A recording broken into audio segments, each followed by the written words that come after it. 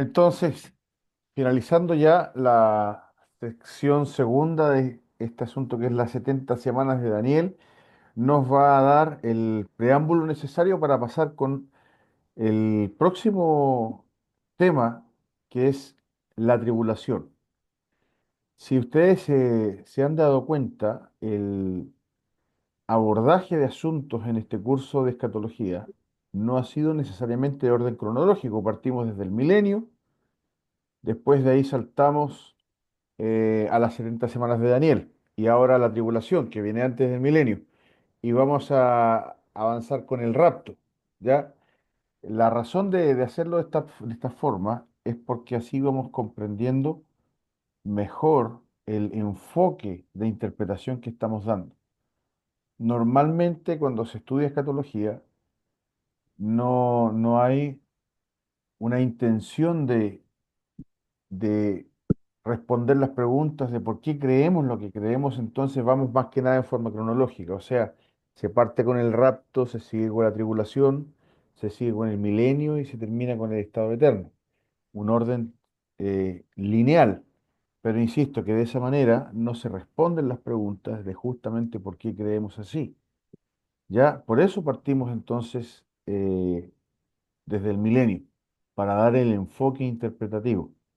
Luego continuamos, como el milenio nos deja esa posibilidad abierta de ver las otras maneras de interpretación, nos dimos una vuelta por la teología pactual y el dispensacionalismo para ver sus bases, sus aplicaciones, y de ahí seguimos con las 70 semanas, siempre con ese enfoque de por qué nosotros interpretamos de esta manera y por qué no de la otra manera, y ahí ya nos vamos a ir a la tribulación para resolver el otro problema, que es la triple bifurcación del rapto, si nosotros queremos un rapto antes, al medio o al final de la tribulación.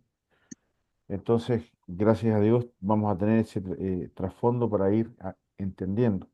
Ya es la aclaración que doy de por qué estudiamos escatología de una manera no cronológica. Entonces, les animo igual a ir revisando las clases anteriores para que vayan captando este enfoque.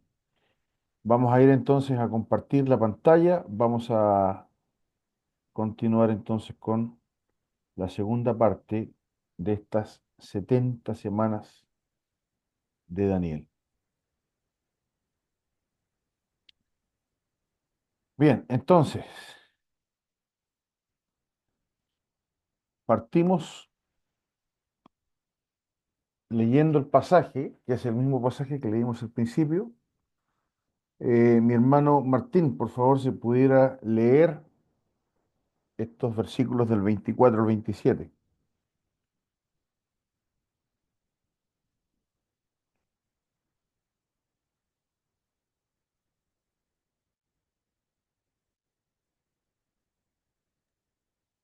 Perdón, me había olvidado de activar el audio. Sí. Dice, 70 semanas están determinadas sobre tu pueblo, sobre tu santa ciudad, para terminar la prevaricación y poner fin al pecado y expiar la iniquidad, para traer justicia perdurable, y sellar la visión y la profecía, y ungir al santo de los santos.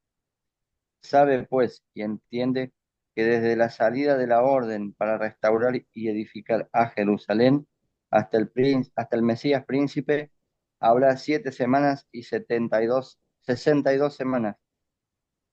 Se volverá a edificar la plaza y el muro en tiempos angustiosos, y después de las 62 semanas se quitará la vida al Mesías, mas no por sí, y el pueblo de un príncipe que ha de venir destruirá la ciudad y el santuario, y su fin será con inundación, y hasta el fin de la guerra durarán las devastaciones. Y por otra semana confirmará el pacto con muchos. A la mitad de la semana hará cesar el sacrificio y la ofrenda.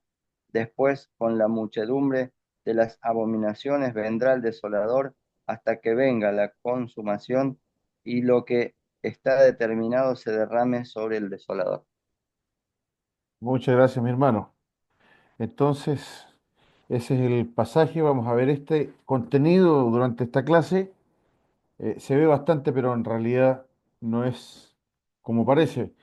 Vamos a hacer un breve repaso.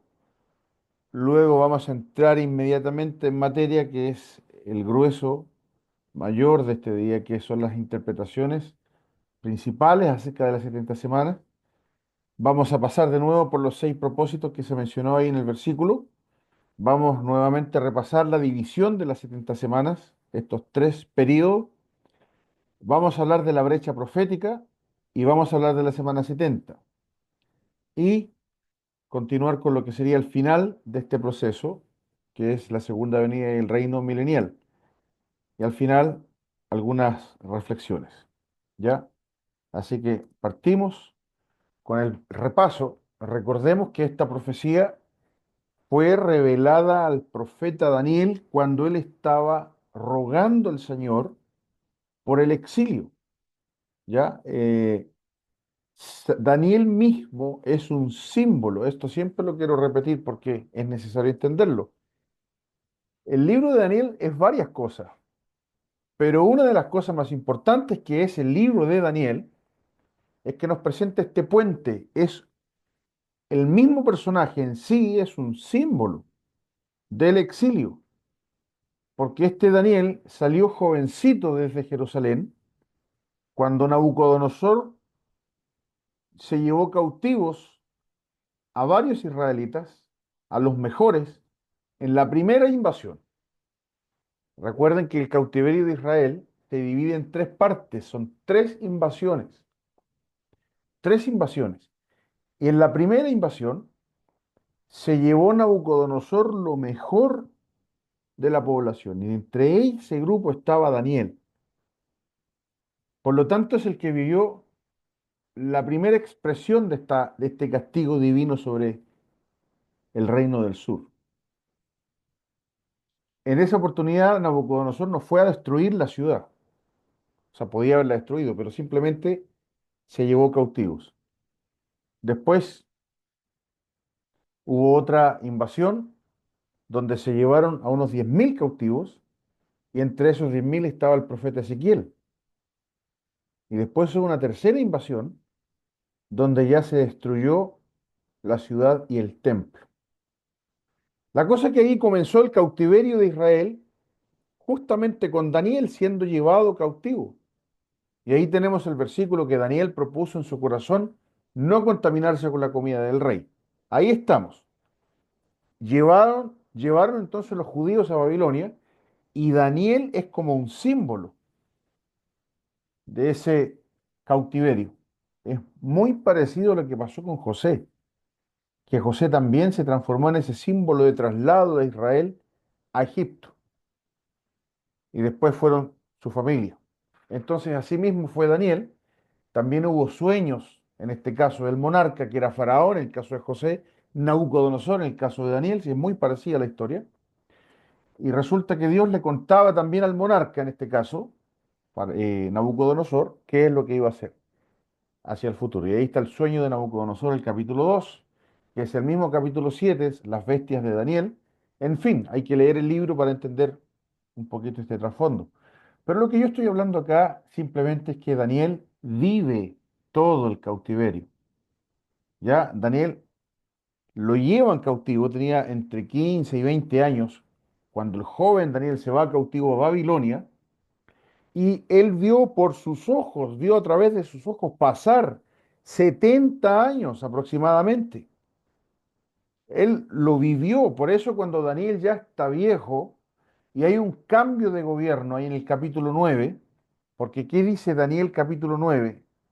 El hermano Martín leyó los versículos 24 al 27, pero al principio del capítulo nos da el contexto histórico de la profecía, y dice ahí la Biblia que en el año primero de Darío, hijo de Asuero, de la nación de los Medos, que vino a ser rey sobre el reino de los caldeos.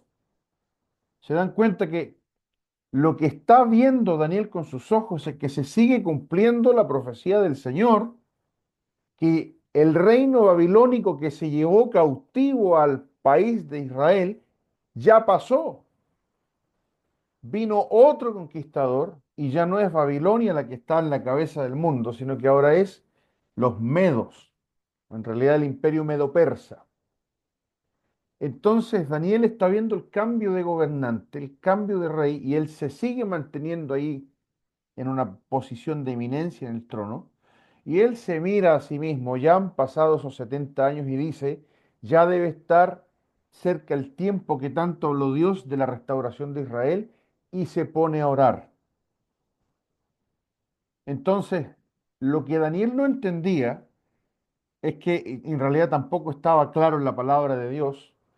Una cosa es que el pueblo de Israel esté 70 años cautivo en Babilonia y que tenga que volver, cosa que ya había empezado a suceder con este cambio de gobierno,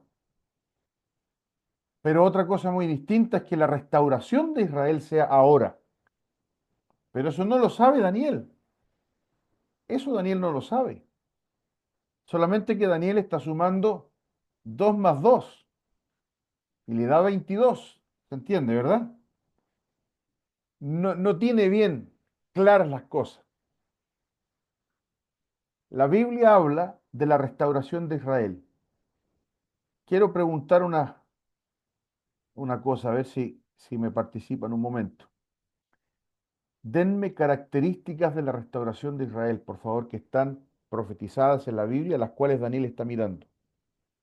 Características de la restauración de Israel. Se supone que Israel tomaría posesión sobre la tierra prometida y gobernaría. Y eso es lo que dice, por ejemplo, el profeta Jeremías o en Isaías capítulo 2, ¿verdad?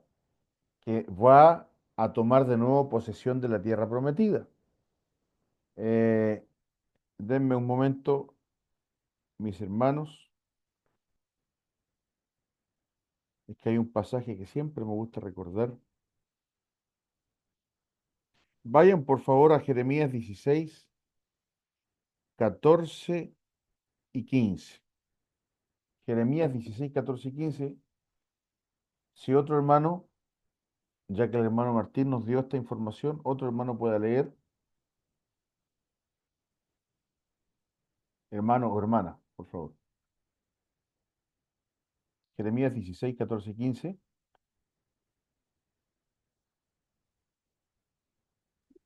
Yo, pastor, Muy bien. dice, no obstante, he aquí vienen días, dice Jehová, en que no se dirá más, vive Jehová que hizo subir a los hijos de Israel de tierra de Egipto. Si no vive Jehová que hizo subir a los hijos de Israel de la tierra del norte y de todas las tierras a donde los había alojado, y los volveré a su tierra, la cual di a sus padres. He aquí que yo envío muchos Hasta ahí, hasta aquí. pescadores. Ah, perdón. Muchas gracias. Ya. Esto es lo que decía el hermano Martín. La restauración de Israel está profetizada en muchas partes de la Biblia e incluye el retorno y posesión de la tierra. Además, decía el hermano que Israel iba a estar a la cabeza del mundo, eso es lo que está en Isaías capítulo 2. Otro acontecimiento que Daniel está pensando acerca de la restauración de Israel, por el cual ora el Señor. ¿Qué más? A ver, Disculpe, pastor, buenas noches. hermano Andaba muy Rodolfo. lejos de la zona. Llegué recién Bienvenido y entonces. estaba lloviendo acá, como 80 kilómetros de acá. Así que ahora estoy. A ver, muy bien. Entonces estoy haciendo una pregunta acerca de los eventos en los cuales Daniel está pensando y se pone a orar al Señor por la restauración de Israel. Ya vimos que el pueblo va a retornar de todas las partes donde Dios los arrojó y van a volver a poseer la tierra prometida. ¿Qué otras cosas más está pensando Daniel?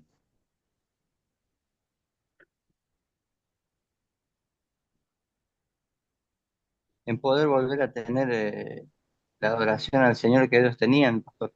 Exactamente, en poder volver a tener la adoración que ellos tenían. Tenemos ahí el profeta Ezequiel que dio bastantes detalles acerca del templo. La verdad que Ezequiel es paralelo a Daniel. Ezequiel también habló de la invasión, pero ya estaba seguramente publicado el libro y hablaba acerca de la construcción del templo donde Israel iba a retomar la adoración. ¿Qué otra cosa más está pensando Daniel?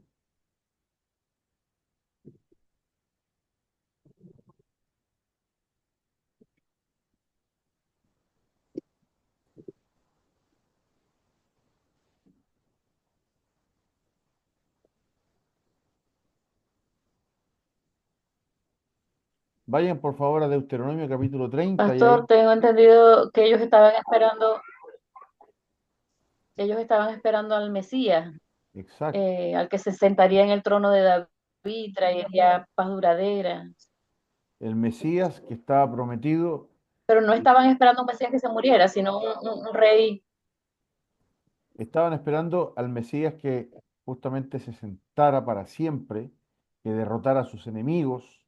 Todo eso estaba en la Biblia, específicamente en el libro de Samuel, ¿verdad? En segunda de Samuel capítulo 7 está el pacto de Dios con David que le dice que se va a sentar uno de su descendencia y su reino va a ser eterno, no tendrá fin. En el capítulo 2 del libro de Salmos dice que ese rey va a gobernar sobre todos los reyes del mundo. Entonces, todas esas promesas están en los ojos de Daniel y está rogando al Señor, pero no se olviden también que Daniel está rogando por el perdón de los pecados, porque la restauración de Israel incluye la limpieza del pueblo. Y acuérdense de Deuteronomio, una de las promesas más antiguas que se hizo de la restauración de Israel en el capítulo 30 dice, versículo 1, sucederá que cuando hubieran venido sobre ti todas estas cosas, la bendición y la maldición que he puesto delante de ti, y te arrepintieres en medio de todas las naciones a donde te hubiera arrojado Jehová tu Dios. ¿Te das cuenta? Todo eso. Daniel dice, eso tiene que pasar. El pueblo tiene que arrepentirse. Y dice, y te convirtieres a Jehová tu Dios y obedecieres a su voz conforme a todo lo que yo te mando hoy, tú y tus hijos con todo tu corazón y con toda tu alma, entonces Jehová hará volver tus cautivos y tendrá misericordia de ti y volverá a recogerte de entre todos los pueblos a donde te hubiera esparcido Jehová tu Dios, aun cuando tus desterrados estuvieren en las partes más lejanas que hay debajo del cielo, de allí te recogerá Jehová tu Dios y de allá te tomará y te hará volver Jehová tu Dios a la tierra que heredaron tus padres y será tuya, y te hará bien y te multiplicará más que a tus padres, y circuncidará Jehová tu corazón y el corazón de tu descendencia para que ames a Jehová tu Dios con todo tu corazón y con toda tu alma, etcétera, etcétera. Todo esto está pensando Daniel, si ustedes se dan cuenta, hermanos, mire, yo solamente escogí algunos, pero cuando uno lee la Biblia pensando en todas estas cosas, se da cuenta que hay tantas promesas las cuales Daniel, mejor que nosotros, las tenía aquí diciendo, Dios va ahora a cumplir todas estas pendientes al pueblo.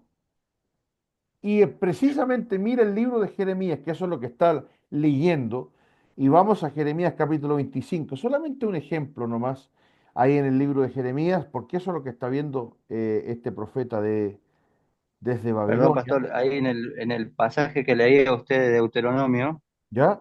al final del versículo dice, a fin de que vivas. Ya lo perdí. Si lo puedes leer, hermano, por favor. Eh, dice, a ver, en el versículo 6 Ajá. del 30 de Deuteronomio, venía leyendo, circuncidará Jehová tu corazón y el corazón de tu descendencia, para que ames a Jehová tu Dios con todo tu corazón y con toda tu alma, a fin de que vivas. Ese punto es trascendental, porque es la promesa de vida que le da el Señor al pueblo. Y exacto, y hermano, gracias por indicarlo, porque fíjense los proverbios, cuántas Porque toda veces. la otra promesa no tendría sentido sin esa, o sea, a fin de que vivas. Exacto, sí, porque es lo que Dios quería hacer y es lo que dice siempre en los proverbios, que los mansos heredarán la tierra y vivirán en ella y se recrearán en ella. Entonces, Ujú. es lo que Dios está indicando ahí también. Muchas gracias. Entonces, Daniel tiene todas estas cosas en su corazón y él está leyendo lo último, ¿verdad? que está ahí en Jeremías 25, por favor. Y quiero que si alguien puede leer los versículos eh, 11 y 12.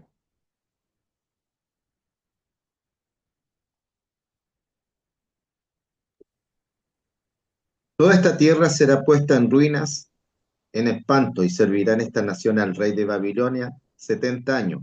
Y cuando sean cumplidos los 70 años, castigaré al rey de Babilonia y a aquella nación por su maldad, ha dicho Jehová, y a la tierra de los caldeos, y la convertiré en desiertos para siempre. Muchas gracias. ¿Se dan cuenta? Daniel está juntando una cosa con otra. Él sabe que Dios va a restaurar a Israel. Él sabe que Dios, después del castigo, iba a hacer retornar a Israel a la tierra. Él sabe que se cumplieron los 70 años. Pero lo que él no sabe es que una cosa es el retorno y la otra cosa es la restauración de Israel. Y es lo que esta profecía le dice, ¿verdad? Por eso dice el Señor ahí que tiene que tener en cuenta, Daniel, que 70 semanas están determinadas. Y ahí donde dice este segundo punto, que la profecía de las 70 semanas tienen que ver, hermanos, necesariamente con Israel, porque es el contexto del libro de Daniel, es el contexto de Daniel, es el contexto del Antiguo Testamento, es la nación la que está en problemas, en tratamiento con el Señor. Adelante, hermana Lorena. Pastor, con respecto a esto de que todo tiene que ver con Israel, me llamó mucho la atención del video ¿cómo se llama? Del video que usted nos envió, del señor este viejito, Caraballosa, Carballosa, sí, así es que se llama. Que es algo, no, a mí me han explicado un montón de veces lo de las 70 semanas, tengo muchos años en esto, y nunca lo había visto desde el punto de vista que es el milenio, es el jubileo de los judíos. O exacto, sea, es el jubileo, es el reposo de los judíos, es libertad a los esclavos, este, donde la tierra va a ser próspera. O sea, todo tiene que ver con un contorno, con un entorno judío, absolutamente. absolutamente. No hay manera de entenderlo de otra forma. Por eso, bueno, vamos a justamente ver eso en la siguiente parte. ¿Cómo podemos entonces estar seguros de que estamos mirando bien la profecía? Entonces, recordemos ahí en el punto 3 de este repaso que la medida de tiempo, que una semana son 7 años. Yo puse 7 días ahí, pero son 7 años. Lo voy a cambiar. Cuando se las mande, le voy a cambiar, pero ahí dice 7 días, pero son 7 años. Un día por año, ¿se entiende? Entonces, si sumamos, son en realidad 490 años. Se divide en 7 semanas, que son, como está ahí abajito en rojo, 7 semanas, 49 años, más un segundo periodo de 62 semanas, o sea, 434, que sumado los dos primeros nos dan 483, y finalmente un periodo al final de 7 años, o sea, una semana. Esa es la división de la profecía. Vamos adelante entonces. Eh, entendemos, como dice ahí, que las interpretaciones, las que nosotros tenemos son 69 semanas de años literales hasta la muerte de Cristo. Y la semana número 70 es aún futura. La interpretación pactual dice que las 70 semanas se cumplieron en la primera venida. Ya no hay una brecha, o sea, es un cumplimiento continuo. Y eso es lo que vamos a ir viendo ahora. Y la interpretación judía tradicional, o sea, que no es mesiánica, eh, hay todo un simbolismo porque tampoco ellos pueden ponerse de acuerdo ni poner exactamente los años. O sea, ellos dicen 70 semanas, un periodo largo nomás, un periodo largo. ¿Ya? Obviamente para ellos no apunta al Mesías, sino que apunta a una restauración de Israel tras el exilio. Es algo puntual. Para ellos es algo muy puntual. No tiene que ver en realidad con la restauración final. Y ahí se van ellos mismos de su propio contexto. Justamente como yo les decía en la clase pasada, por restarle la importancia profética al libro de Daniel. Para ellos es como que alguien escribió simplemente una poesía, un salmo, un escrito indicando que así Dios va a restaurar a Israel, pero no es una restauración plena como la que ellos están esperando. Ellos no lo relacionan con eso. Ya, vamos a verlo entonces acá con los gráficos y partimos con la primera. Esa es la que nosotros entendemos. Yo quiero saber si esta gráfica se entiende, porque eso es lo que tenemos que tratar nosotros hoy día, ¿verdad? Ahí está la gráfica. Para mí está bastante clara, pero yo quiero que ustedes la entiendan.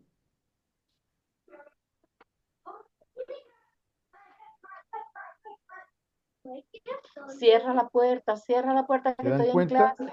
Ay, perdón. Está ahí el primer periodo de siete semanas. Quiero que vean, por favor.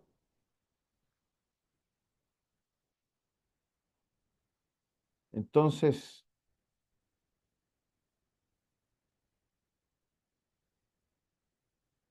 la pregunta, voy a hacer una pregunta. Fíjense acá,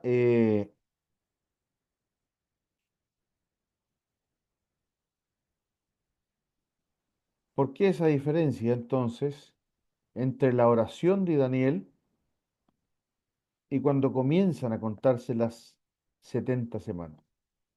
Fíjense que acá está Daniel orando, ¿verdad? Y más adelante comienzan a contarse las 70 semanas. ¿Por qué esa diferencia? ¿A qué eventos Porque corresponden? usted mismo acaba de decir hace un ratico que Daniel se dio cuenta que faltaba poco para que se cumplieran los 70 años. ¿Ya? Entonces Daniel comenzó a orar, el ángel le respondió y el ángel le cuenta cuando, a partir de que salga el decreto de reconstruir la ciudad. Supongo Exacto. que ese es el tiempo en el que salió el decreto. Sí, en realidad el decreto salió bastantes años más, unas varias décadas más. Y eso es lo que quería hacer notar acá, ¿verdad? Lo que Daniel está viendo, particularmente el evento que Daniel está viendo, es el cambio de reyes de los babilonios a los medopersas, que eso ocurre justamente allí en el libro de Esdras, capítulo 1, 1 al 3. ¿Alguien puede leer Esdras 1, 1 al 3, por favor? Pastor, aprovechando que están buscando una pregunta chiquitica, Sí, por qué en la profecía el Señor le dice a Nabucodonosor, mi siervo? O por ahí también creo que le dice a Ciro, mi siervo. claro, ¿Por qué porque los llama así? en ese contexto significa que ellos son reyes de toda la tierra. ¿Ya? En ambos pasajes, ambos reconocen que Dios les ha dado todos los reinos del mundo. ¿Ya? En lo que va a leer, por ejemplo, ahora quien lea en Esdras, ahí también se menciona eso. El punto es que pueden ser rey de lo que quieran, lo mismo que en el libro de Esther dice que reinaba Asuero sobre 127 provincias, de la India hasta Etiopía. Pero aún así, ellos son siervos que no hacen otra cosa sino cumplir la voluntad de Dios, como lo mismo que Cristo le dijo a Pilato. No tienes tú más autoridad que la que se te entrega de arriba. ¿Se entiende? Ese es el punto. Entonces, muy reyes pueden ser, pero son siervos. No dejan de ser No en el sentido que elementos, decía Pablo, siervo de Jesucristo. no en el sentido que decía Pablo, exactamente, porque ellos son siervos de Satanás, sobre todo el rey Ciro y todo eso, pero son siervos en el sentido de que son elementos para que Dios cumpla sus propósitos. ¿Ya? Eso significa. Bien, ¿quién tiene el libro de Esdras 1, 1 al 3, por favor? En el primer año de Ciro, rey de Persia, para que se cumpliese la palabra de Jehová por boca de Jeremías, despertó Jehová en el espíritu de Ciro, rey de Persia, el cual hizo progonar de la palabra y también por escrito por todo su reino, diciendo: Así ha dicho Ciro, rey de Persia: Jehová, el Dios de los cielos, me ha dado todos los reinos de la tierra, y me ha mandado que le edifique casa de Jerusalén, que está en Judá. Quien haya entre vosotros de su pueblo, sea Dios con él, y suba a Jerusalén, que está en Judá, y edifique la casa de Jehová, Dios de Israel. Él es el Dios, la cual está en Jerusalén. Bien, muchas gracias, hermana Eugenia. ¿Se dan cuenta que aquí está cumpliendo Ciro lo mismo que Dios había dicho por Jeremías, que se iba a cumplir el tiempo del cautiverio? ¿Qué hace Ciro? Manda construir el templo y les dice a los judíos: el que quiera ir, que vaya. Los liberó. Y ahí está el primer retorno que ocurre de judíos a Jerusalén, a Judea, desde Babilonia. Entonces, Daniel está viendo eso, porque justamente en esa fecha se pone a orar, ¿ya? Y el punto es que desde que ocurre la oración de Daniel hasta que comienzan las 70 semanas pasa un tiempo, porque como leyó mi hermano Martín, dice ahí el Señor en el libro de Daniel, capítulo 9.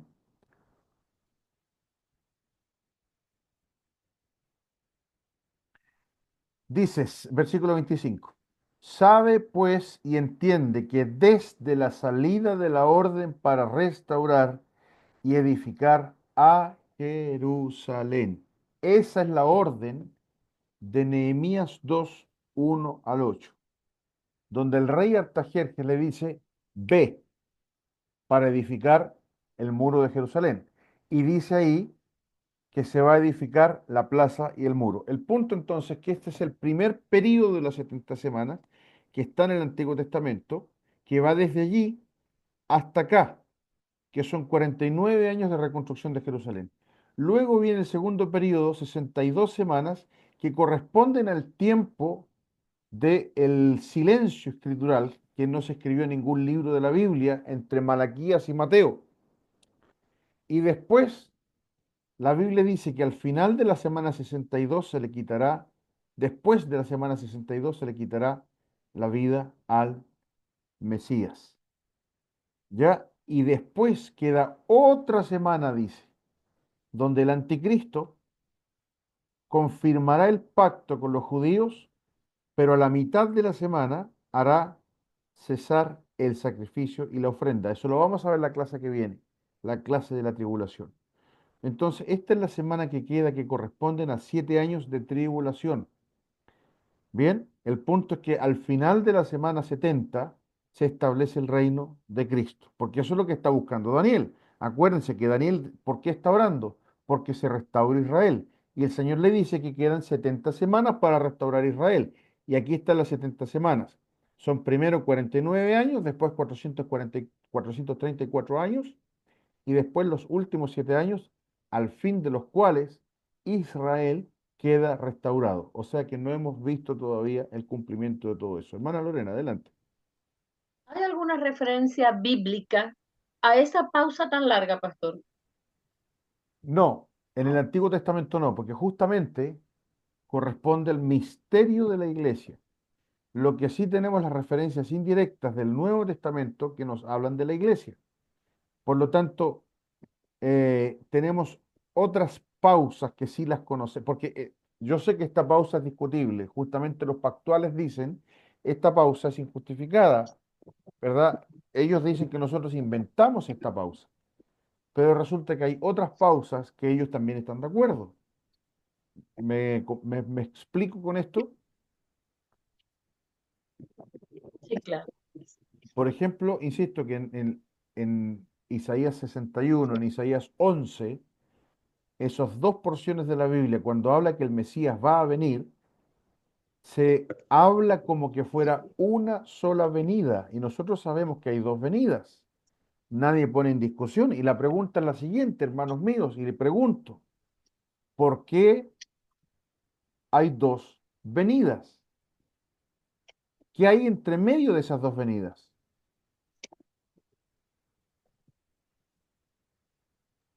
El misterio de la iglesia. Exacto, el misterio de la iglesia. Entonces, todos estamos de acuerdo con eso, incluidos los pactuales. Por lo tanto, esta pausa de la iglesia no es exclusiva del dispensacionalismo, ¿verdad? Porque en otros pasajes de la Escritura, de los cuales estamos todos de acuerdo y no hay ninguna discusión, está la misma pausa de la iglesia. Entonces, tenemos que entender que estas 70 semanas, este conteo de 7, 62 y 1, no es consecutivo, que las 7 primeras semanas son consecutivas con las 62 siguientes, pero entre la semana 69 y la semana 70 está la pausa de la iglesia. ¿Cómo lo ven los pactuales? Aquí está la gráfica. Vean las diferencias. Para ellos, todo es consecutivo. ¿Se dan cuenta? Está todo consecutivo. Los primeros dos periodos coincidimos perfectamente, salvo porque ellos terminan la semana número 69 con el bautismo de Cristo. Voy a hacer una pregunta importante ahora. Fíjense, fíjense por favor. Para nosotros, la semana número 69 no termina con el bautismo de Cristo, termina con la muerte de Cristo. Para ellos, la semana número 69 termina antes, vean la gráfica, termina antes, termina con el bautismo de Cristo. ¿Se dan cuenta la diferencia? Para nosotros termina con la muerte de Cristo, para ellos termina con el bautismo de Cristo. ¿Cuánto tiempo más o menos hay entre el bautismo de Cristo y la muerte de Cristo? 3 3 años. años. 3 años. Ahí dicen ellos, esa es la mitad de la semana. Entonces ellos dicen, fíjense por favor, ¿quién puede leer el versículo 27? 9:27 de Daniel. Vamos a entender su punto de vista con esta lectura. Y por Sí, otra semana confirmará el pacto con muchos. A la mitad de la semana hará cesar el sacrificio y la ofrenda. Después, con la muchedumbre de las abominaciones, vendrá el desolador, hasta que venga la consumación y lo que está determinado se derrame sobre el desolador. Fíjense por favor cómo interpretan ellos. Y por otra semana, aquí está la otra semana, ¿la ven ustedes conmigo? Y por otra semana confirmará el pacto con muchos. Pregunta, ¿quién? Pastor, ellos se refieren a Tito. ¿Seguro? No, no, no, ya va. O sea, El se que, muere el, Jesucristo. No, mentira. Por el que otra confirma semana. Ah, adelante. es el anticristo. Ellos no vieron al anticristo. Fíjense. A ver, más fácil. No, yo Tendría me que ser refiero al texto, Nerón ¿no? No, más para que fácil. encaje con las... Miren, más fácil. A la mitad de la semana, miren mi flecha que estoy apuntando acá. A la mitad de la semana hará cesar el sacrificio y la ofrenda. Bueno, ahí se referiría a Cristo mismo. Cristo. Están refiriéndose a Cristo. ¿Quién confirma el pacto con muchos según ellos? Cristo. Cristo. Perdónenme, hermanos, pero yo no puedo dejar aquí de dar mi opinión personal, que para mí eso es una invención, es un acomodo de la profecía de una manera exagerada, Pero ¿verdad? es que el texto mismo lo dice, pastor, o sea, está Hermano, hablando de un príncipe de otro pueblo. yo sé, ahí nosotros decimos, contexto, contexto. El contexto no dice que es Cristo, no dice que es el Mesías. El contexto dice que es el invasor, ¿verdad? El anticristo, el que está en contra. El mismo del versículo 26, ¿o no? Es gramática simple. ¿Qué dice el versículo 26? Por favor, hermano Martín. Dice, y después de las 62 semanas se quitará la vida al Mesías, mas no por Momento. sí. Ahí está el Mesías, Sí, ¿verdad? Sí, más no por sí. ¿Qué más? dice, más no por sí, y el pueblo de un príncipe que ha de Y venir destruirá la perdón, ciudad hermano, y el y el santuario. príncipe Sí, de un pueblo. exacto. Ese es el Satanás. antecedente, ese es el Y sujeto de ahí la está oración. que dice hará cesar. Hermano, esto es una cosa, no sé, ¿quién se acuerda de sujeto y predicado en el colegio? Aquí está. El versículo 27 nos dice el predicado. ¿Qué dice? Y por otra semana confirmará el pacto con muchos. Y a la mitad de la semana hará cesar el sacrificio. Ahí está el predicado, el sujeto de esa oración. ¿Quién es? Es muy fácil, el príncipe de un pueblo que ha de venir. Príncipe. El mismo que va a Ujú, hacer destrucción y todo. ¿Se entiende? Leamos de nuevo el versículo ujú. 26, por favor, hermano Martín.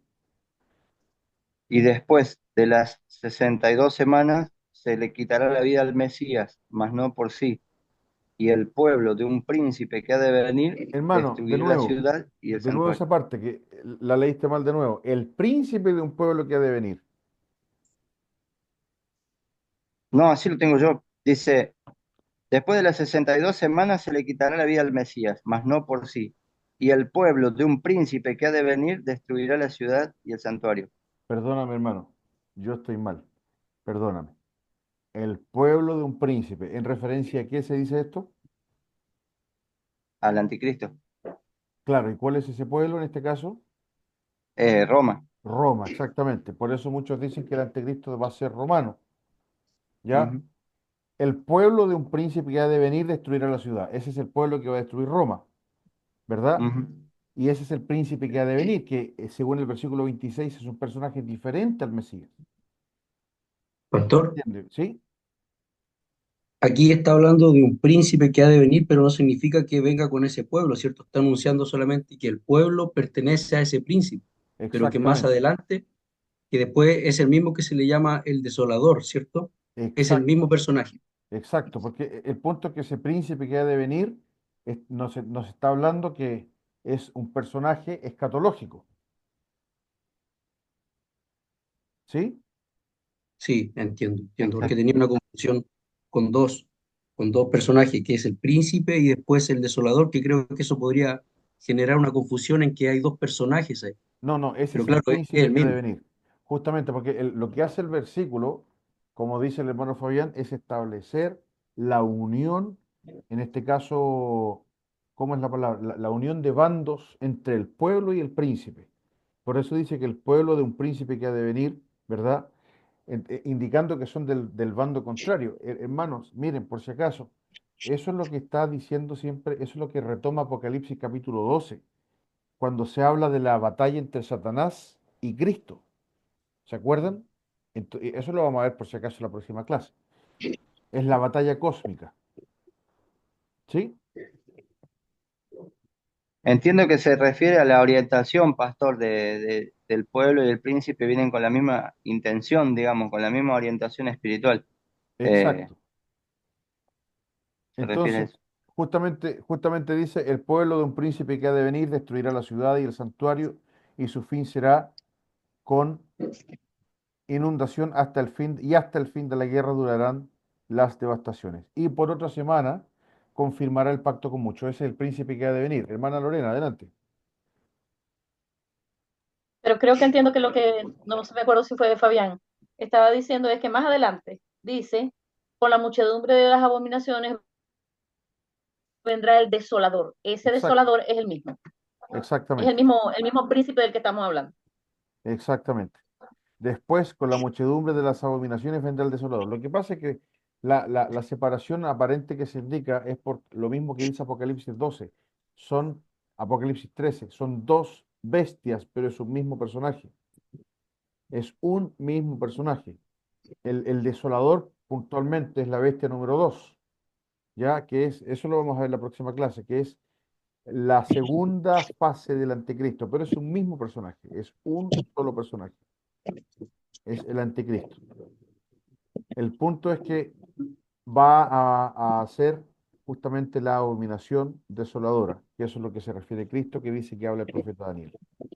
Pastor, ¿Sí? disculpe, también le quiero preguntar rapidito, porque también lo escuché al señor este Carballosa. y me llamó la atención porque son parte de la profecía que jamás he entendido.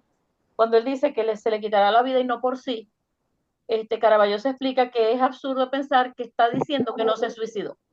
O sea, nadie estaba pensando que el Mesías se iba a suicidar. Que eso es un hebreísmo, que es una expresión, como si nosotros ahorita dijéramos, salieron a protestar y dejaron la escoba. Exacto. Entonces, dentro de 2000 años alguien lo lee, alguien de otro idioma, y pues no, estamos queriendo decir algo. Y dice Caraballosa que lo que quiere decir es que en ese momento que se le quitó la vida al Mesías, no pareció haber conseguido nada. Ujú. O sea, Sí, no se dio una victoria en ese momento, por lo menos no la que Israel estaba esperando. exacto. Bueno, obviamente él hila más fino en la interpretación y él hace eso porque se va en debate contra los judíos. Ya, lo que pasa es que los judíos no reconocen que ahí esté hablando del Mesías como Cristo. Los judíos simplemente, que lo vamos a ver ahora, reconocen, o sea, simplemente ellos ven que es una restauración como la que ya vimos en el pasado, que ocurrió de Israel volviendo a la tierra prometida. Que eso ya es lo que sí ocurrió. Construyeron el templo y ese es el templo que hermoseó Herodes, el cual Cristo habló que se iba a destruir. Entonces, esa es la cosa. Nosotros siempre decimos cómo los judíos no vieron que Cristo iba a morir, cómo no vieron esta profecía. Lo que pasa es que ellos no lo consideraron porque nunca lo consideraron así. Para los judíos, esta profecía no habla de Cristo. ¿Ya? Acuérdense que ellos están bajo tinieblas, están en oscuridad. Y muy pocos judíos realmente entendieron las escrituras. Por ejemplo, los magos del Oriente que llegaron a buscar el Mesías que había nacido, el rey de los judíos, ellos sí entendieron esta profecía, o los escritos de Daniel, o lo que ya estaba en la Biblia acerca de Cristo. Por eso llegaron a buscar.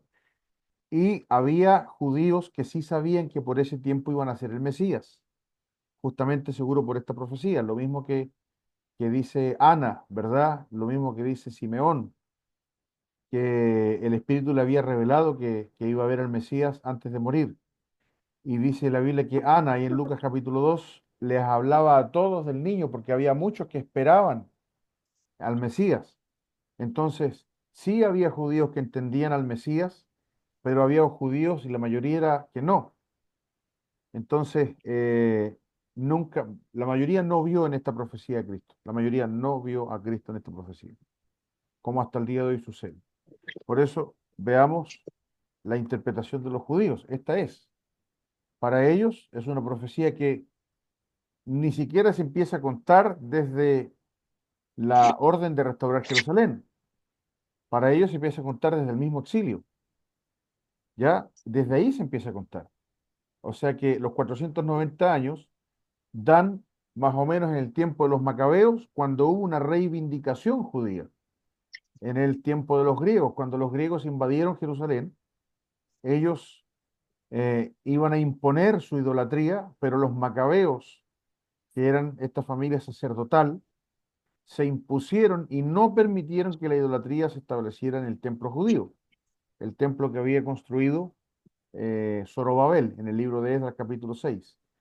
Entonces, esa victoria de los macabeos de vindicación de la religión judía fue después ratificada cuando Herodes el Grande amplió y hermoseó el templo de Jerusalén. Por lo tanto, para los judíos, las 70 semanas de Daniel es simplemente lo que estamos viendo en la pantalla. Nada más que eso. No hablan de Cristo. Nosotros ponemos a Cristo ahí porque Pastor, ¿le puedo miramos la hacer una historia con ese consulta? lente. ¿Sí? Una consulta, pastor. Una persona judía acepta a Jesucristo, participa del rapto. Claro que sí. Eso es lo que dice el apóstol Ya, Pablo. Es lo que en el libro de Gálatas llama el Israel de Dios. El ya, judío que se correcto. convierte a Cristo es parte de la iglesia. Bien, Que entonces, sí, alguien me decía que no. Alguien me decía, un estudioso de la palabra me decía que no, que los judíos no participan del rapto, aunque acepte a Jesucristo hoy día. Claro, lo que pasa es Así que que Pablo, me quedó claro con usted. claro, porque Pablo era judío y él decía que se iba a ver en el rapto, ¿se acuerda? Sí, sí, correcto. Muchas gracias, pastor. Bien. Hermano Fabián, adelante. Y solo para terminar de entender el versículo 27 del capítulo 9 de Daniel, ¿Sí? tengo la duda. Cuando dice, y por otra semana confirmará el pacto con muchos, ahí él ya vino ese principio, se cumplió, ¿cierto? Solo que cuando dice, y vendrá el desolador, hace referencia a que se dará a conocer su verdadera identidad, hace Exactamente. referencia a eso, pero él Exacto. ya vino al principio, ¿cierto? Al principio del 27. Exacto. Ese por otra semana confirmará, es el anticristo y el desolador es el anticristo solamente en su nueva faceta. Perfecto, Y gracias. por si acaso, si queremos encontrarle una explicación al libro de Apocalipsis, el libro de Apocalipsis, hermanos, es la semana número 70 con detalles. ¿No- ¿Queda claro eso? La Clarísimo. semana 60. Claro, porque fíjense que las primeras 69 semanas ya ocurrieron, se cumplieron en la muerte de Cristo, pero el libro de Apocalipsis, ¿qué es? Esta semana, esta semana, los 7 años de tribulación. A eso corresponde, bueno, no todo, la mayor parte del libro de Apocalipsis corresponde a eso. ¿Ya? Así que imagínense cuál va a ser la lectura para la próxima semana. No les voy a dejar un artículo, ni un videíto, no, no, no. Van a leer Apocalipsis del capítulo 6 al 19, porque de eso se va a tratar la clase de la próxima semana, la tribulación. Apocalipsis capítulo 6 al 19. Ahora, por si acaso, yo les hice un documento de los capítulos 6 al 19 con títulos del tiempo de la tribulación al que se refiere. Porque cuando yo sé, no sé quién ha leído Apocalipsis, pero cuando uno lee Apocalipsis sin tener este entendimiento, se confunde. ¿Cómo es esto? Vuelve al principio. ¿Qué pasó acá? ¿Cuándo está sucediendo esto? ¿Ya? Así que lo van a encontrar muy claro, Apocalipsis 6 al 9. 6 al 19. Pero hermano, yo les dejo el documento, les dejo el bosquejo ahí, para entender desde el 6 al 19 cómo se va desarrollando la tribulación. Esta semana número 70. ¿Ya? ¿Entendemos eso? La semana número 70 no ha ocurrido todavía, el versículo 27, y por otra semana, esos 7 años están todavía por acontecer. ¿Qué nos habla la Biblia de esos 7 años? Apocalipsis 6 al 19. Corresponde a esos 7 años que faltan. O sea, como dijo el hermano Fabián, en Apocalipsis 6 al 19 vamos a ver qué va a acontecer con este que va a confirmar el pacto con muchos y a la mitad de la semana, etcétera, etcétera, etcétera. Bien, entonces, avanzamos. Fíjense en los propósitos. Esto es importantísimo porque esto nos hace entender que realmente estamos en la Pastor interpretación. Sí, sí, ¿quién me está hablando? Martín, no Sí, sé si a hermano. todos los hermanos le pasa lo mismo, pero la pantalla que usted está compartiendo la veo como muy expandida y está cortada, no se ve lo que dice. No sé. A ver, Yo la veo bien. voy a dejar y voy a compartir Ah, de entonces nuevo. Sí, debe yo ser algo tampoco mío. lo veo.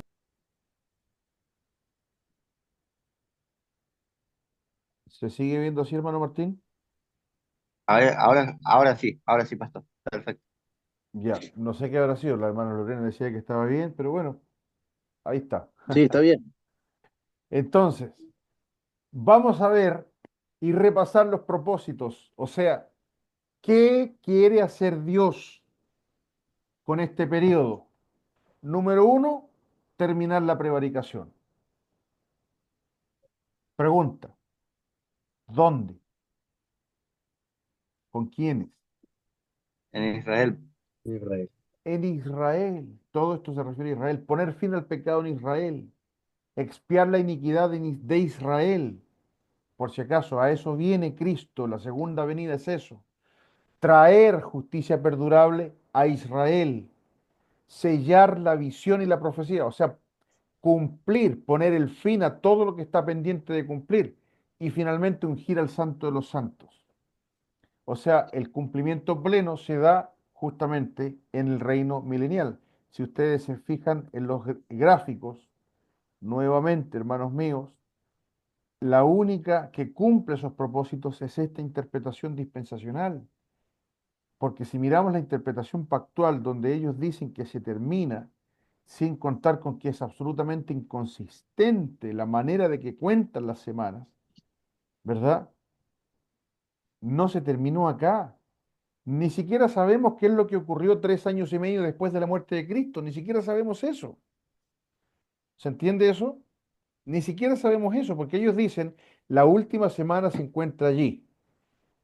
Yo sé perfectamente lo que ocurrió en la primera parte de la semana, que si ellos dicen es el bautismo de Jesús, los siguientes 3 años y medio son el ministerio de Jesús, a la mitad de la semana, según ellos, es la muerte de Cristo, pero ¿y dónde termina la semana? No hay acontecimiento. ¿Dónde está eso de que se derrama sobre el desolador? No, no Tengo hay. una consulta, ¿Sí? porque no sé si los estoy entendiendo. Si Cristo no es el Mesías, si Cristo no es nadie, ¿qué tiene que ver Cristo con el final o el no final de la semana? O sea, para ellos, desde el punto de vista de ellos, ¿qué tendría Cristo que ver con No, la última semana? estamos hablando de los pactuales, hermana Lorena. Ah, Para los no de los pactuales, no, los judíos judíos, no. Los judíos ni toman perdón. esto. Acuérdense que los judíos están acá, ellos ni siquiera, nosotros ponemos a Cristo ahí para tener pero ellos ni siquiera hacen esta división.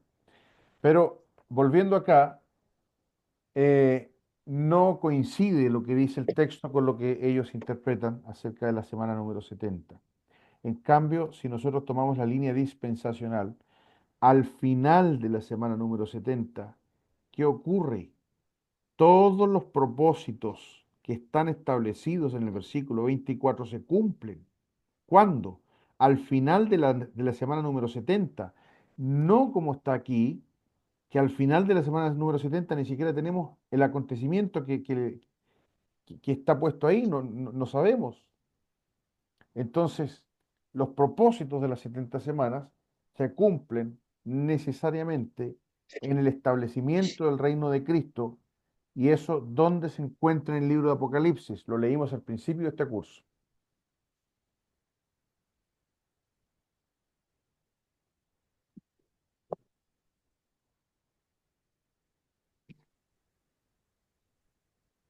Apocalipsis, ¿cuánto? 21, Pastor. 22, es por ahí. Eso es lo que estoy preguntando. ¿Dónde se cumple todo esto? 20. 20, 20, Apocalipsis capítulo exactamente. Sí, 20. ahí está. Ahí partimos el curso, porque ese es el milenio, esos son los 1000 años de reinado de Cristo.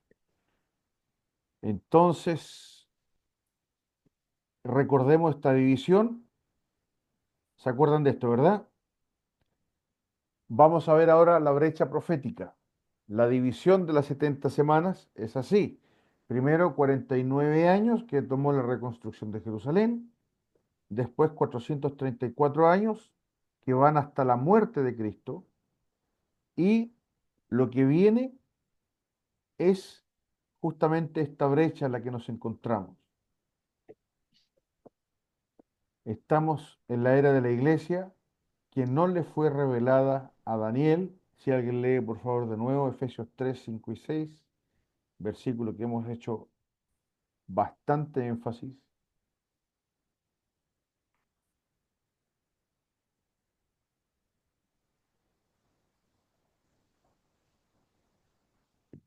Leo, Por favor. Efesios 3, 5 y 6. Misterio que en otras generaciones no se dio a conocer a los hijos de los hombres, como ahora es revelado a sus santos apóstoles y profetas por el Espíritu, que los gentiles son coherederos y miembros del mismo cuerpo y copartícipes de la promesa en Cristo Jesús por medio del Evangelio. Exactamente. ¿Se dan cuenta?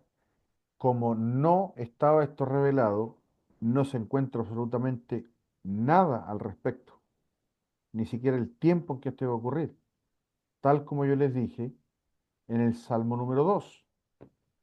Hago una pregunta. Vayamos al Salmo número 2 y me responden lo que les voy a preguntar. Ahí en el Salmo número 2 dice la palabra, En el versículo 7, yo publicaré el decreto. Jehová me ha dicho, mi hijo eres tú, yo te engendré hoy. Pídeme y te daré por herencia las naciones y como posesión tuya los confines de la tierra. Los quebrantarás con vara de hierro, le dice al hijo. Como vasija de alfarero los desmenuzarás. La pregunta que les voy a hacer es, ¿dónde está allí la iglesia? Gobernando con Cristo, pastor. Haciendo exactamente lo mismo que hace Cristo, ¿verdad? Ahí no dice nada. Ahí debería decir que Cristo va a estar gobernando con la iglesia, pero la iglesia no existe en el Antiguo Testamento. No hay vestigios de la iglesia. Pero sabemos después que la iglesia va a estar haciendo exactamente esas mismas actividades. A ver, otro caso. Comparen, por favor, vamos a segunda de Samuel, capítulo 7.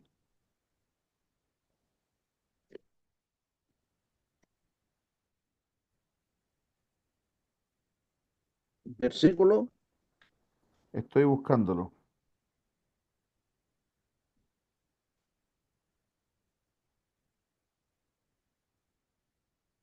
Versículo 13 y 14. ¿Quién lo lee, por favor? Yo lo leo, pastor. Él edificará casa a mi nombre. Perdón, Ya, leo. hermano Roberto, por favor, esta parte, y la hermana va a leer la otra cita que voy a dar yo a continuación. Amén. Él edificará casa a mi nombre y yo afirmaré para siempre el trono de su reino. Yo le seré a él padre y él me será a mí hijo. Y si él hiciere mal, yo le castigaré con vara de hombres y con azotes de hijos de hombres. Amén. Gracias. Ahora, hermana, por favor, segunda de Corintios 6, 18.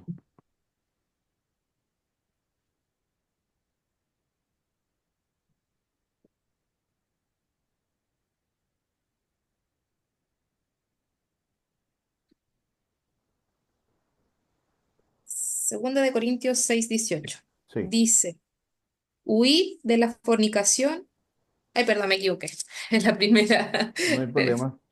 Sí, perdón. Pastor, Sí. ¿a quién es que van a azotar con vara de hombre? Un momento, ya voy Ok. con eso. Ujú. Ya, ahora sí. ¿Sí? Dice, y seré para vosotros por padre, y vosotros me seréis hijos e hijas, dice el Señor Todopoderoso. Gracias. Diferencias entre los dos textos, por favor. El que leyó el hermano Roberto y el que leyó la hermana María Eugenia.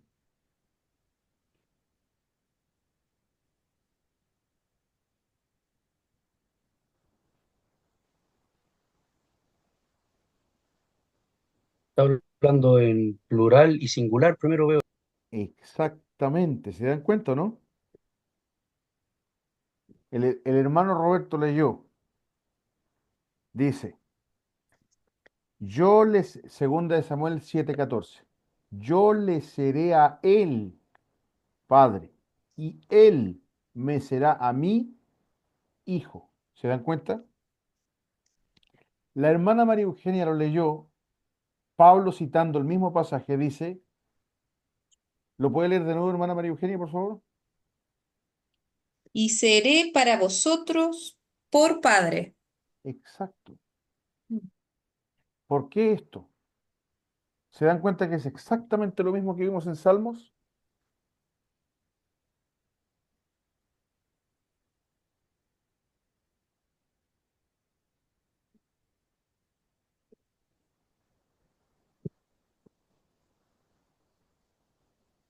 Se referirá a que somos coherederos con Cristo, la iglesia. Justamente todas las promesas que Cristo hereda son para nosotros, pero en el Antiguo Testamento no se mencionó ni un solo ápice de nosotros. Nada. No sé si lo logran captar. Pastor, y por allí que no le sé decir dónde está, pero hay un versículo donde dice que él llamará a otro pueblo que no es su pueblo. No está hablando de la iglesia, está ¿Y de hablando qué está hablando? de Efraín. Oh, Pablo lo aplicó a la iglesia. Es muy buena la pregunta, porque yo cuando estaba leyendo Romanos, que dice ahí en el libro del capítulo 9 y yo estaba leyendo eso, y dije, wow, quiero saber de dónde Pablo está sacando este pasaje, porque me llama la atención que esté hablando de la iglesia en el Antiguo Testamento. Me vino la misma curiosidad, y espero que es la curiosidad que todos tengamos cuando estemos leyendo el Nuevo Testamento. Cuando dice escrito está, queremos saber de dónde salió esa cita. Y fui al libro de Oseas y claro, no habla de la iglesia. ¿Qué hizo Pablo? Aplicó este pasaje a la iglesia, amplió su significado. No es que lo está sacando de contexto, por si acaso. Hay libros que se han escrito acerca de estos pasajes y los autores del Nuevo Testamento no sacan de contexto ni toman el pasaje y lo redefinen, lo reinterpretan, como se ha dicho, ¿verdad? Sino que simplemente están ampliando su significado y su aplicación. Entonces, el punto, hermanos, es que la iglesia no está en el Antiguo Testamento y cuando nosotros vemos en el Nuevo Testamento, cuando Dios incluye la iglesia, nos hace mirar hacia atrás y siempre hemos estado en el pensamiento de Dios, solo que Él no lo había revelado. Por eso tenemos esta brecha. Ahora déjeme contestar puntualmente lo que dijo la hermana, lo que preguntó la hermana Lorena. Y hermana Lorena, en la profecía de Segunda de Samuel capítulo 7 o en Crónicas también, que también se da en Primera de Crónicas, 17, Dios lo que hace es hablar de Salomón y de Cristo al mismo tiempo. Entonces, como en toda profecía de doble referencia, lo mismo que en el Salmo 22, hay cosas que se aplican a Cristo y hay cosas que se aplican a Salomón. Y eso es lo que pasó con Salomón, que se apartó del Señor, ¿verdad? Pregunta, ¿quién edificó la casa de Jehová? Por si acaso, pregunta Salomón. capciosa. Salomón, pero también ahí dice que Cristo lo va a hacer, porque también Sí, Cristo lo va a hacer, ¿se entiende, verdad? sí. Entonces, la otra pregunta capciosa, ¿cuál es la casa de Jehová? También tiene doble referencia, porque la casa de Jehová somos nosotros, según 1 Timoteo 3:15, la iglesia es la casa de Dios, ¿verdad? Somos nosotros el templo de Dios, en 1 Corintios capítulo 3 dice eso, que la iglesia es el templo de Dios, pero también Cristo va a edificar la casa de verdad de Dios, en el sentido físico, en el futuro, en el templo del libro de Ezequiel. Entonces, esas son las profecías de doble referencia. Entonces, esta brecha en la cual nos encontramos hoy no aparecía de manera explícita en las profecías del Antiguo Testamento por ser la iglesia un misterio. Mire, tan misterio que es que cuando llegó el Nuevo Testamento, llegó el Evangelio universal y hablaron en lenguas y el Señor les puso ahí con figuritas, hasta le hizo una obra con títeres para que entendieran, no entendieron y se quedaron en Jerusalén. El Señor les dijo, vayan, salgan. Y nosotros, como hemos escuchado varias veces, yo lo escuché también hay un pastor que lo ha dicho dos veces, que no creo que vea esta clase, pero le doy crédito, es el pastor, ¿cómo se llama este hermano? Jaime Solano de Viña del Mar. Y él dijo, como la iglesia no cumplió Hechos 1:8, el Señor le mandó Hechos 8:1, ¿verdad? Que es la persecución. Ellos no cumplieron el salir, entonces el Señor los hizo salir, porque no entendieron qué cosa, la evangelización mundial, no entendieron. Les costó entender cuando Pedro fue a casa de Cornelio en Hechos capítulo 10, lo llamaron a terreno, le dijeron, ¿cómo se te ocurre entrar donde un romano? ¿Verdad? Y Pedro le dijo, oye, pero yo entré y ellos también recibieron el evangelio y es más, hasta recibieron el bautismo del Espíritu Santo, hablaron en lenguas y todo eso. ¿Se acuerdan de ese pasaje? Entonces, Y eso Pedro, ocurrió muchos años después de la muerte de Cristo. porque no lo Creo que 15 entendieron. años, algo así. 15, Exacto. 20 años, ¿no? Sí, sí, sí, pero por favor, y cuando Pablo salió a evangelizar en su primer viaje misionero, acuérdense, la novedad era que los griegos también recibían la palabra de Dios y se dio el concilio. ¿Qué hacemos entonces? ¿Los vamos a judaizar? Porque no entendían. Entonces, de nuevo, hermanos, nos queda claro que la iglesia era un misterio. Aún para la iglesia era un misterio en el Antiguo Testamento. Entonces, Pastor, sí, era un misterio, sin embargo, eso que usted a lo que usted hizo referencia, o sea, el solo hecho de que el Mesías iba a venir, iba a sufrir, e iba a morir, que está en Isaías, y no sé en dónde más está, no recuerdo, pero está. Y el hecho de que después iba a venir a triunfar, es como decir, la Trinidad, no está la palabra, pero está la idea, está la existencia de esta persona. El hecho de que Jesucristo iba a venir en un momento y luego anuncia otra venida en otros términos, a reinar, triunfante, etc. Pues eso tiene el espacio de tiempo, cualquiera que este sea, que ocurra entre la muerte y la otra venida, pues está de alguna manera sí está. No tiene un nombre, no se llama pausa, pero ahí está. de nuevo, la misma Biblia, y eso lo corroboran los mismos pactuales, valida la brecha profética. O sea, hay brecha entre las dos venidas. ¿Por qué no va a haber una brecha entre las 70 semanas? Sí, está clarísimo. Porque los propósitos, de nuevo, de las 70 semanas no se han cumplido, no los hemos visto. Acuérdense que ellos lo ven de manera espiritual en la iglesia cumplidos. Bien raro eso, pero bueno. Entonces, continuando, esta es la semana 70, la de la tribulación, el pacto del príncipe por una semana. A la mitad se rompe el pacto, cesa el sacrificio, ocurre la abominación desoladora, y esto coincide con Apocalipsis 6 al 19, ya, o sea, los últimos 7 años antes del retorno de Cristo. Por eso, ya lo saben, van a leer Apocalipsis 6 al 19, entre otras pequeñas lecturas para la próxima semana. Entonces, ahí tenemos al final ahora, luego de la semana 70, la segunda venida de Cristo en gloria, juicio de las naciones, inicio del reino milenial y el cumplimiento total de los 6 propósitos de Daniel 9:24. ¿Sí? Estas dos diapositivas son importantes. Es la semana número 70. ¿Qué es la semana número 70? ¿Verdad? La tribulación en sí, pero también qué es después de la semana número 70, que es el cumplimiento de las promesas pendientes a Israel. ¿Estamos bien hasta allí? Sí. Perfecto. Para finalizar este tema, vivimos en esta brecha. Si hay una cosa cierta de lo incierto, porque no sabemos hasta cuándo va a durar todo esto, la pregunta es, o sea, la cosa cierta es que en cualquier momento el reloj vuelve a correr. Si estamos listos con todo lo que ello implica, estamos listos. Por otro lado, estar listo no significa solamente, bien, sí, yo estoy listo porque soy salvo. Hermanos, cuando somos salvos, ya nuestra preocupación no es el infierno, está claro, ¿verdad que sí? Estamos todos ahí en la misma página. Una vez que somos salvos, nuestra preocupación no es que vamos a perder la salvación o que vamos a ir al infierno, pero ¿cuál se vuelve nuestra preocupación una vez somos salvos? Si soy Los que honesta, van Hacer en la mi obra del caso, Señor. la salvación de otra gente. A ver, vamos a uno. ¿Quién va a decir primero?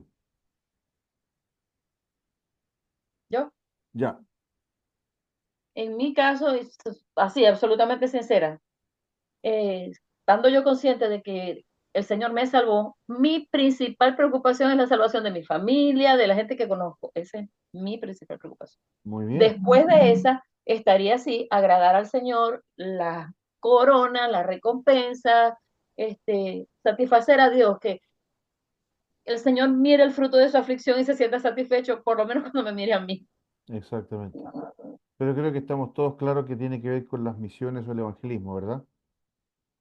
Porque es lo que Dios nos mandó. Entonces, miren, cuando nosotros llegamos al evangelio, pasamos de muerte a vida, un problema se soluciona.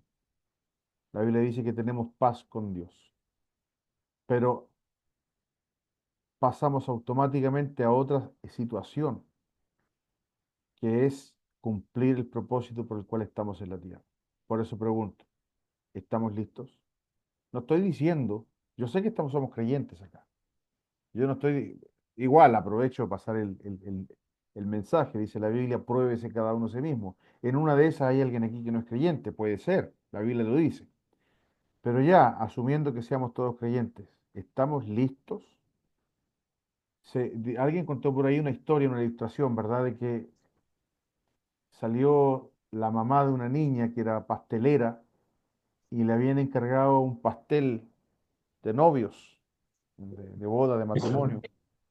Y se acuerdan el Chavo del Ocho, la niña hizo lo mismo, empezó y resulta que ya después era así y se tentó y le sacó la crema, le sacó las figuras. Entonces, le hago dos preguntas.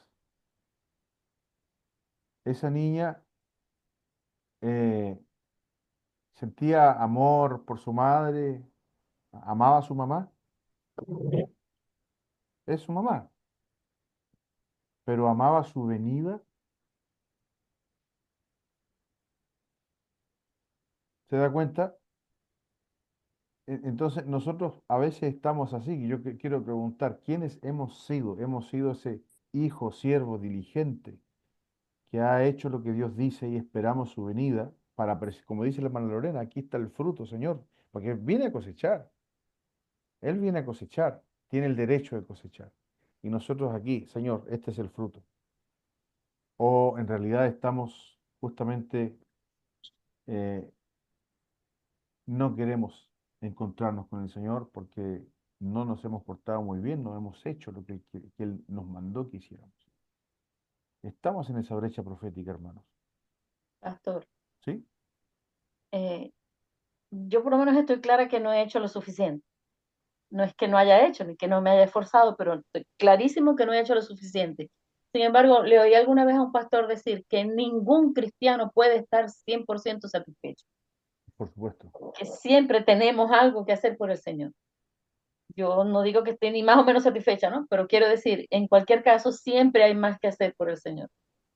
Bueno, la Biblia menciona un nivel al que debemos llegar.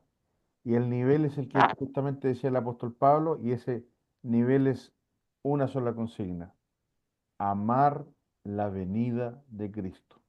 Y ahí se separan en dos los creyentes. ¿Aman la venida de Cristo o somos los que dicen, no, no, yo en realidad no? Como hemos dicho, no, no estoy listo, que quisiera hacer más. No que esté satisfecho que haya hecho todo, si se entiende, ¿verdad? Yo adhiero a eso. Ninguno puede decir he hecho todo, pero decir sí, que venga el Señor, amo la venida. Yo quiero presentarle, quiero presentarme ante Él, porque eso es lo que dice el Salmo: cuando vendré y me presentaré, ¿verdad? Entonces, el punto es que le vamos a ver cara a cara. Vamos a ver en la próxima semana justamente la tribulación y después de esa clase de la tribulación vamos a ver lo que significa el rapto. Ya quisiera dejarles con la última parte. Eh, Acá hay una tarea de lectura. Entonces, leer, hermanos. Lo voy a dejar igual en el WhatsApp. Leer Mateo 24-25, Apocalipsis 6 al 19 y Romanos capítulo 11. Obviamente el desafío mayor va a estar en Apocalipsis 6 al 19. Les voy a mostrar un archivo que preparé para ustedes.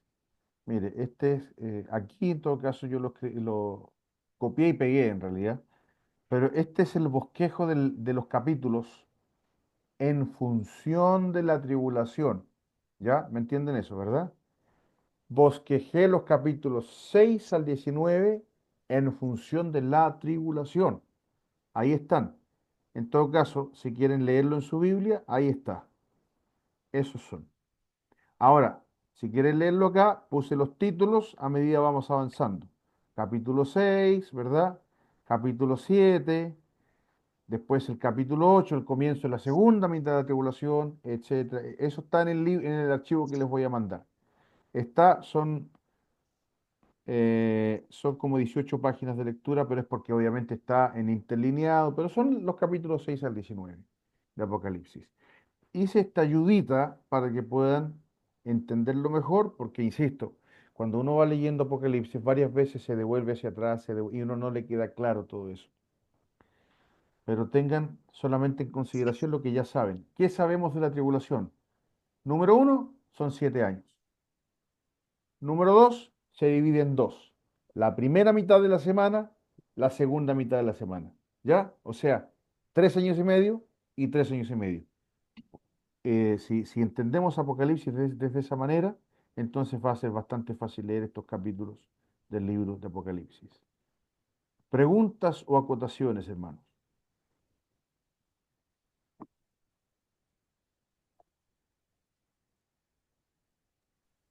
Pastor, en el versículo que comentaba la hermana Lorena sobre Carvallosa, donde dice que sería sacrificado el Mesías, mas no por sí.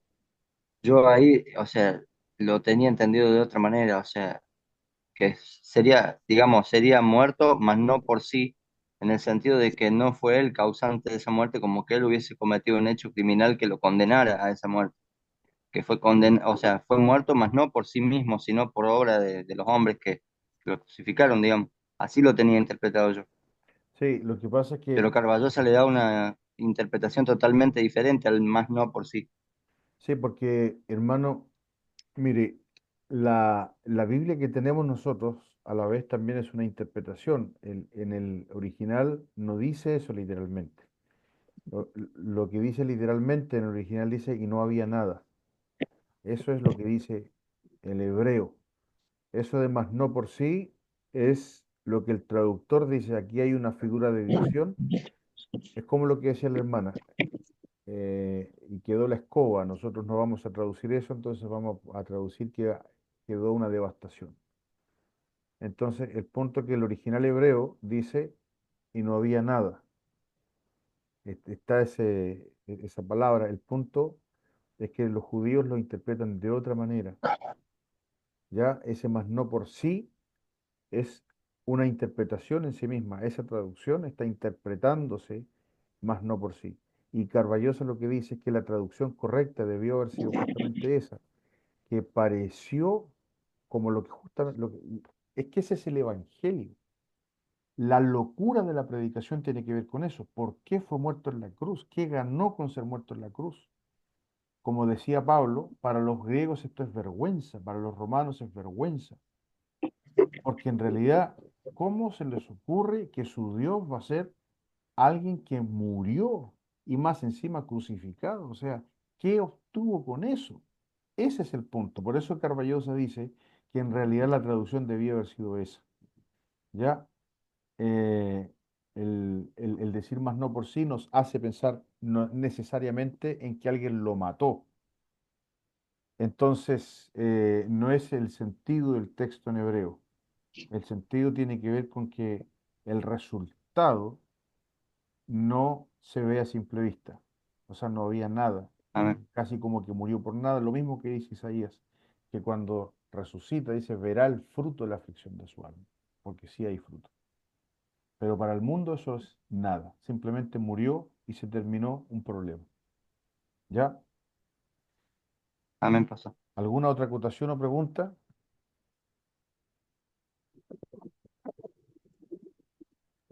Pastor, una Ese es el duda. mejor spoiler que yo he visto, pastor.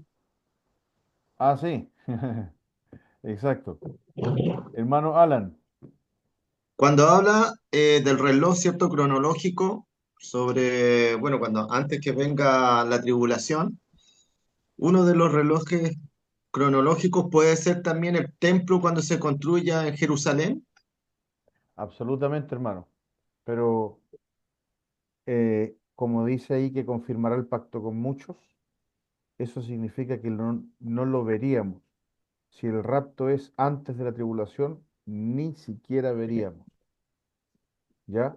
Los que van a ver el templo construyéndose van a ser los de la tribulación, a menos que entendamos el rapto como dentro de la tribulación. Y hermano Alan, yo sé que a lo mejor está pensando, pero es que el templo para empezar a hacer sacrificio hay que construirlo y eso va a demorar un tiempo. Y en realidad eso también lo explica Carballosa. Lo que los judíos necesitan para empezar a echar a andar el pacto simplemente es un altar que ya existe. Ya ellos no necesitan tener el templo construido para echar a andar todo esto. O sea, Cristo puede venir esta misma noche y mañana hacerse el primer sacrificio. ¿Sí? Entiendo. Entonces, en ese caso nosotros no veríamos ni un templo construido, porque todos ponen los ojos en que tiene que haber paz en Jerusalén para la tribulación, y eso es correcto, por si acaso. Los musulmanes tienen que permitir que los judíos reanuden su sacrificio. Y esa es la función del anticristo, confirmar el pacto. Esa es la función. Cuando ustedes lean Apocalipsis capítulo 6, lo primero que se ve es eso. Sale el anticristo, sale el anticristo. ¿Y cómo? ¿Cómo es el anticristo? Blanco, ¿verdad? Blanco. Tenía una... bueno, el punto es que va a engañar. Es el impostor, porque el verdadero caballo blanco, acuérdense, yo les hablé en la clase pasada del impostor, bajó Moisés con las tablas de la ley para que Dios habitara en el pueblo de Israel, con las instrucciones de construir la casa de Dios, y bajó con las tablas y se dio cuenta que había un impostor, ¿ya? Y quebró las tablas. Lo mismo, Cristo va a bajar y va a haber un impostor. Ese jinete del caballo blanco va a estar ahí, va a ser el supuesto Mesías. ¿Y qué va a hacer ese Mesías? La paz entre judíos y árabes para que se empiece a construir el templo. ¿Hay templo en la tribulación? Absolutamente sí. Lo van a ver ustedes en Apocalipsis capítulo 11. Ahí está el templo de la tribulación. ¿Quién va a construir el templo? Los judíos de la tribulación, porque se requiere un templo. ¿Ya?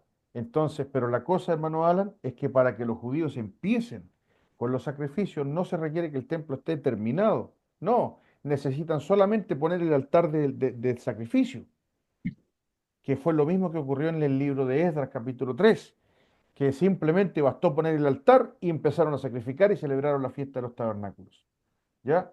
O sea que para que los judíos empiecen a hacer sacrificios y el pacto se ponga de nuevo, lo único que se requiere es poner ese altar y eso podría ocurrir en unas horas. ¿Bien? Consulta. Sí, Oí una vez, alguien dijo, no sé, que ese altar y el templo cuando se reconstruya tenía que ser donde está la cúpula de la roca, ¿correcto? claro, tiene que ser Es ahí. allí. Por eso Es tiene que, allí. por eso tiene que haber pacto con los musulmanes, para que dejen Exacto, construir ahí el altar. exacto. Lean la historia del censo en la versión de Crónicas, lean la historia también en la versión de Segunda de Samuel y ahí ustedes se van a dar cuenta que fue el rey David que dijo, aquí estará el templo. ¿Ya? Entonces fue el rey David al que Dios le mostró eso cuando hizo el sacrificio y él mismo compró ese lugar a Ornán Jebuseo, que era el que tenía ese lugar. Para David es como esto, como la película de Volver al Futuro, ¿verdad? Tenemos un templo hoy día, una mezquita. En el tiempo de Cristo había un tremendo templo. En el tiempo de Salomón había un glorioso templo. En el tiempo de David miraba hacia el frente desde su casa y era una colina que tenía una era donde se araba el grano. Entonces David fue y compró ese lugar y ahí donde se apareció el Señor, por eso se llama Moriah, el monte Moriah. Y es el mismo monte donde se apareció el Señor, ¿a quién? A Abraham, en Génesis capítulo 22. Ese es el lugar del templo, por eso sí, hermana Lorena, debe ser en ese lugar. Ese es el monte de Sión. Y ¿Bien? lo otro era que el hermano hablaba, el hermano Alan hablaba de la señal de que va a empezar. La primera señal es el arrebatamiento. Claro, pero para, Inmediatamente se manifiesta el anticristo. sí, bueno, dicen que quizás no es inmediatamente, pero claro, tiene que ser después del arrebatamiento. Solo que para Satanás va a engañar como le plazca en la tribulación y seguramente el arrebatamiento de alguna manera va a hacer que la gente no ponga los ojos en eso y va a hacer poner los ojos en sí mismo y la señal va a ser justamente que el templo se va a construir o digamos que la paz entre judíos y árabes se va a dar y va a empezar a hacer este sacrificio, digamos, esta religión judía va a ser la religión del mundo, al menos la que él va a adherir, y los judíos van a decir, aquí está nuestro redentor, aquí está nuestro rey, el que va a empezar a hacer las cosas bien para nosotros, etcétera, etcétera. Pero eso va a ser a la vista de todo el mundo. Por eso dice que ahí va a confirmar el pacto con muchos. ¿Por qué muchos? Porque otros no le van a creer y van a empezar a decir, no, este es un impostor, y van a empezar a predicar, a predicar, a predicar, y se va a predicar el evangelio del reino, dice la Biblia, el evangelio del reino, porque esto es para Israel. ¿Bien? Bien, hermanos, vamos a ver la próxima semana la clase de la tribulación. Les tengo una pequeña mala noticia. Nosotros tenemos campaña la próxima semana. Viene un pastor, así que voy a tener que, la clase va a ser grabada. No es una clase en vivo, pero va a tener todos los detalles. Espero hacerla lo más clara posible para que puedan entender. Les reitero, por favor, la importancia de leer los textos bíblicos que yo les di para que puedan estar bien para la clase de la próxima semana. Bien, cualquier pregunta me la hacen llegar por WhatsApp. Si quieren, se graban un videito. Esta es la pregunta que tengo para que así todos las escuchen. Una de esas puede ser dudas de otros también. Bien, ahora sí, vamos a